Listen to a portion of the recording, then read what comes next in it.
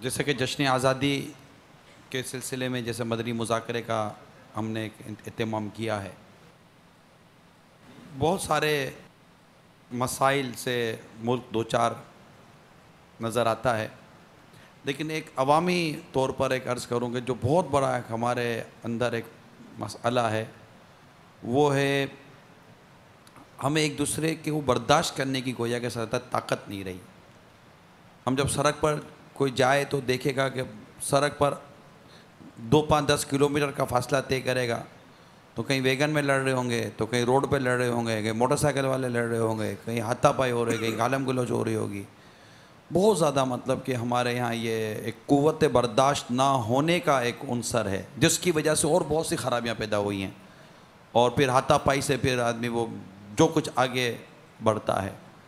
تو کئی مسائل ہیں، ہر ایک کا تعلق کسی نہ کسی مطلب معاملے سے ہوتا ہے، لیکن میں غور کر رہا ہوں کہ یہ ایک ایسی چیز ہے کہ جو میری ذات سے متعلق ہے، یعنی اس میں نہ کوئی ادارے کو انوالوڈ ہے نہ کچھ بھی نہیں، میری اپنی ذات کے اندر قوت برداشت نہیں ہے، جس کی وجہ سے بہت خرابیاں ہیں میری اپنی ذات میں۔ اب لوڈ شیڈنگ ایک چلے مسئلہ ہے، لیکن اب اس میں قوت برداشت ایسی ہماری ٹوٹتی ہے کہ ہم باہر نکل کر روشنی کے نام، اب روشنی نہیں ہے گھر کے اندر تو باہر ٹائر جلا کر کون سی روشنی کر لیں گے، ہم کار چلائیں گے تو آگ سے کیا مطلب کہ آپ کا گھر روشن ہو جائے گا۔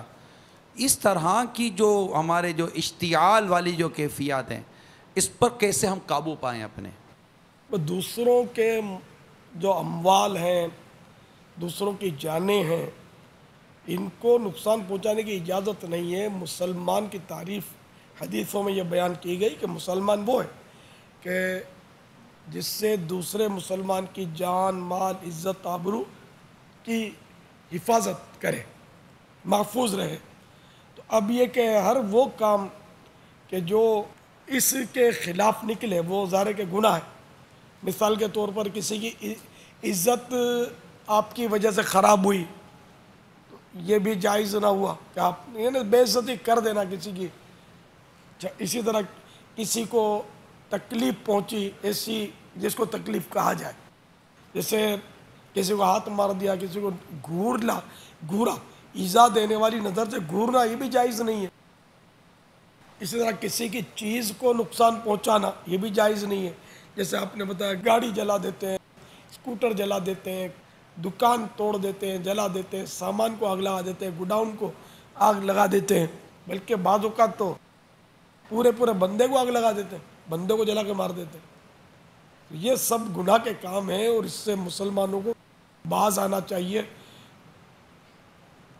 کہ ان گناہوں کے عذاب برداشت نہیں ہو سکیں گے۔ کسی مسلمان کو ایذا دینا یہ آخرت میں بہت ہی سخت عذاب کا باعث ہوگا۔ جو اس طرح دوسروں کو ایذا دیں گے، جہنم میں ان پر خارش مسلط کر دی جائے گی۔ وہ اتنا کھجائیں گے کہ ان کے مطلب ہڈی کا ڈھانچہ رہ جائے گا، کھال ادھڑ جائے گی ان کی۔ اس طرح کے مفہوم کی حدیث شریف ہے۔ تو اور ان کو کہا جائے گا کہ یہ اس گناہ کی سزا جو تم اپنے مسلمان بھائیوں کو تکلیف دیا کرتے تھے۔ تو آج معمولی سی خارش برداشت نہیں ہوتی، اسکین ہاسپٹل کی طرف بھاگتے ہیں، اس طرف بھاگتے ہیں، اس طرف بھاگتے ہیں، ہر ایک کو کہتے پھرتے ہیں میری خارش نہیں جاتی۔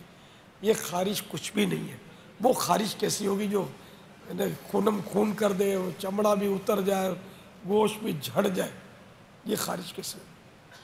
پھر یہ کہ وہ عذاب ختم بھی نہ ہو، لیکن مسلمانوں کا تو بھی نہ جانے کب ختم ہو، کہ مسلمان کو بالآخر جنت ملے گی، لیکن یہ کہ اگر کوئی یہ کہے کہ چلو یار جہنم کا عذاب سہ لیں گے، آخر جنت میں تو جانا ہی ہے، تو اب کبھی نہیں جائے گا جنت میں، ہمیشہ رہے گا جہنم میں۔ اس لیے کہ جو یہ کہے کہ میں اللہ کا عذاب برداشت کر لوں گا، وہ تو کافر ہو گیا، اسلام سے خارج ہو گیا، مرتد ہو گیا، اس کے نکاح بھی ٹوٹ گیا اس کا، پھر ہمیشہ جہنم میں رہے گا اگر بغیر توبہ اور تجدید ایمان نئے سرے سے ایمان لائے بغیر مر گیا۔ تو یوں ہمارے یہاں مطلب یہ کہ مسلمانوں کو تکلیف دینا کوئی مسئلہ ہی نہیں رہا۔ جس کو آج کل بڑی آزادی کے ساتھ تکلیف دی جاتی ہے۔ مسلمان کے لیے جائز نہیں کہ دوسرے مسلمان کی طرف آنکھ سے اس طرح اشارہ کرے جس سے تکلیف پہنچے۔ ایک مقام پر اور بھی فرمان مصطفیٰ صلی اللہ تعالی علیہ وآلہ وسلم، کسی مسلمان کو جائز نہیں کہ وہ کسی مسلمان کو خوفزدہ کرے۔ تو اب کسی کو اس طرح کی تکلیف دی تو اس سے معافی مانگ لی جائے، توبہ بھی کر لی جائے، ورنہ یہ کہ آخرت میں حقوق العباد کا معاملہ بہت سخت ہے کہ اس کے گناہ لینے پڑیں گے۔ اگر اپنی نیکیاں پہلے دینی پڑیں گی، اگر اپنی نیکیوں سے بھی مسئلہ حل نہ ہوا تو اس کے گناہ سر پہ لینے پڑیں گے اور یوں جہنم میں داخلہ ہوگا۔ ہمارے اسلاف بہت ڈرتے تھے اس معاملے میں، چنانچہ ظلم کا انجام نامی رسالہ مکتبۃ المدینہ کا مطبوعہ صفحہ 23 پر شروع ہو رہا ہے۔ حضرت سیدنا عثمان غنی رضی اللہ تعالی عنہ نے اپنے غلام سے فرمایا، میں نے ایک مرتبہ تیرا کان مروڑا تھا، اس لیے تو مجھ سے اس کا بدلہ لے لے۔